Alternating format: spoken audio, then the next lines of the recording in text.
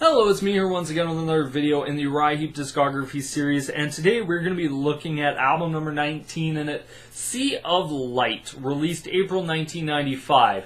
Now, after Different Worlds, which could only be described as not only creative but commercial disappointment for the band, there was something that happened. Grunge came in, did its thing, but by the time this album got released, it was gone.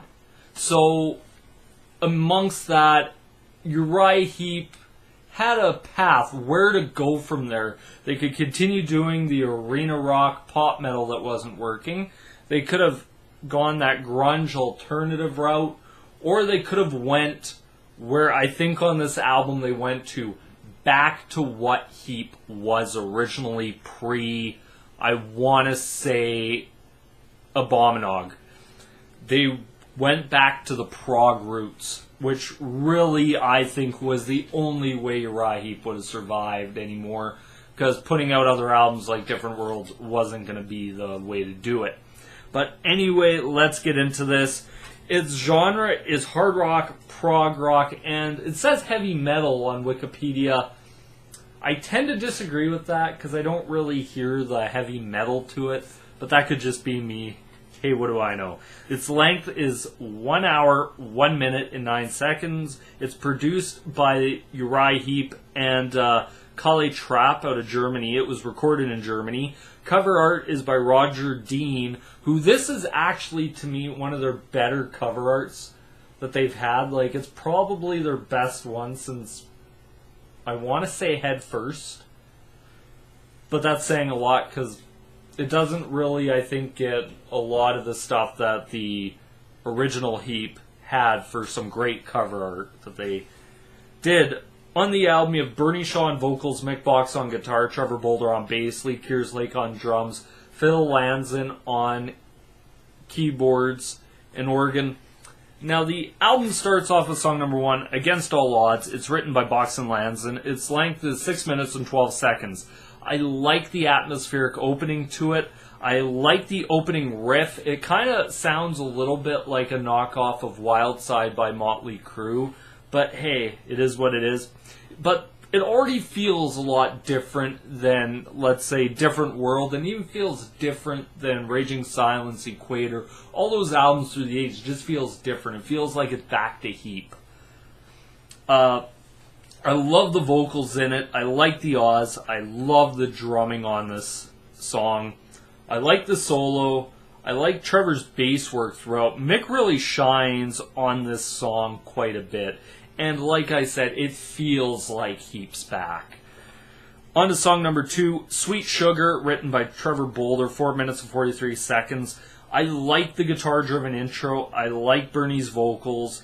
The chorus is catchy. I will give it that. I like the keyboards. I like the keyboard-led sections, especially in this song. I like the solo. Left wanting more, though. But the only thing I'll say about it, it has kind of that 80s feel still to it, which will be with Heep as they go on. Kind of that 80s sound that they developed. But I'm not going to knock it for it, because I think it was actually a pretty good song. On to song number 3, Time of Revelation. It's a Box and Lanzon written song, 4 minutes, 2 seconds. It's very upbeat opening. I like the lyrics and vocals. It sounds something like David Byron would sing when he was in Uriah Heep. I like the background vocals. The solo's good. It's a catchy song. Almost has an early Heep feel to it through the Byron years, that's what I'll say. Probably right up to about High and Mighty. Maybe that would be like my way to describe it. And Mick really does shine on this song. That's something I'll say about this album, is it seems like Mick's back as well, like he's re-engaged. On to song number 4, Mistress of Time, written by Lanzon, 5 minutes and 33 seconds. Has a nice atmospheric opening. I love the soulful vocals through it. I like the flute touch throughout the song. You hear this flute in the background. Like the acoustic guitar. Love Lee's drumming on it, where it's not over drummed. and the production really worked it. Really, I think lowering the drum track on this to make to the point where it doesn't feel like on maybe Different World or even some of their previous albums where it was being overdrummed. I think they really reined it back in, and I love Lanzon's solo on it. It has a great feel to it. It could have gone actually longer, and I wouldn't have minded at all. It was actually a really good song. On to song number 5, Universal Wheels, a Box Lanzon written song, 5 minutes 39 seconds. I like the intro and Trevor's bass being really focused on it. I like Mick's riffs. I like Bernie's vocals. The drumming's good. I like the conversation / news report going throughout the rest of the song. Like once you start hearing it, it kind of fades in and out at times. I really do like that touch. And how the song works around it. Love Phil's keyboard solo, and I do really like that wah solo by Mick Box. On to song number 6, Fear of Falling, written by Trevor Bolder. 4 minutes 38 seconds. It's actually sung by Trevor as well.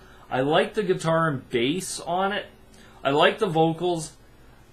Kind of gets lost though vocally, I find at times, but hey, that could just be me. Very upbeat, very catchy, like the solo. It's a really good foot tapping song that I found. I love the guitar playing throughout the song. It's just a good song. On to song number 7, Spirit of Freedom. Box and Lanzon, written 4 minutes 14 seconds.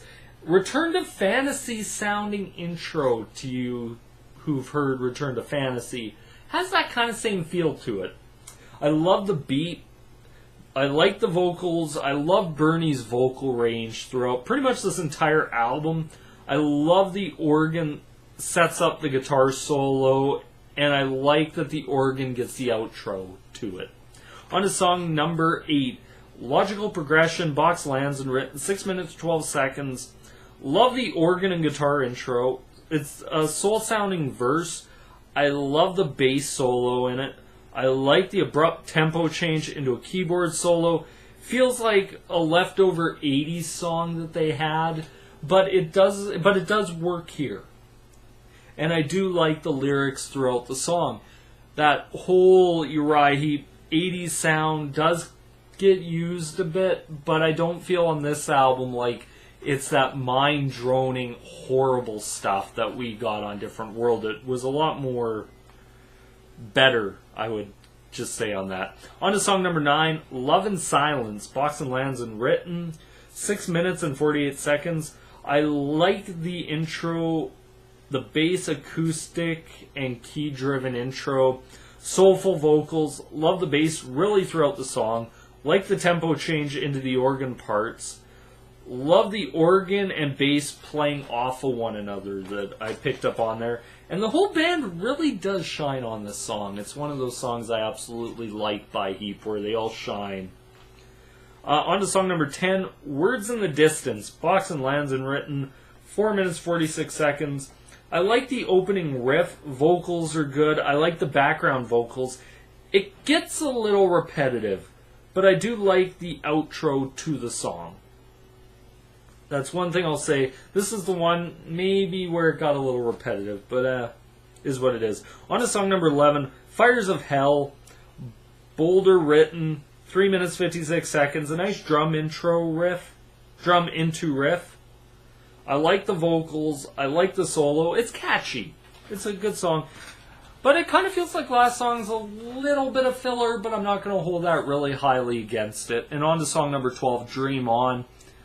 Written by Trevor Bolder, 4 minutes 26 seconds. It has a nice acoustic, classical sounding opening, very mellow, very dark lyrics, nice acoustic solo, great song in general.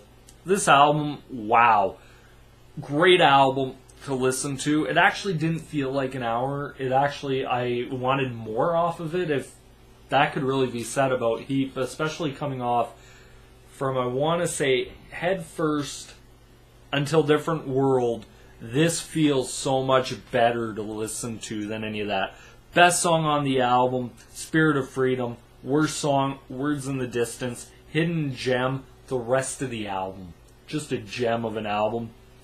Now, Heep coming off of a lot of what I want to talk about is this whole era of where to go. And I think Heep made a great choice going back to the proggy roots of Heep.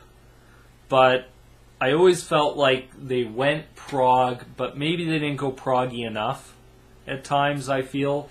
But anyway, my grade out of 5 on this is, I'll give it a 4.5 out of 5. I think this is their best record, start to finish, since, dare I say, Sweet Freedom. It really is. This is on par with their best stuff they ever did. But anyway, that's my thoughts and opinions. Be sure once again to like, comment, favorite, subscribe down below. This is me here once again signing out. Peace.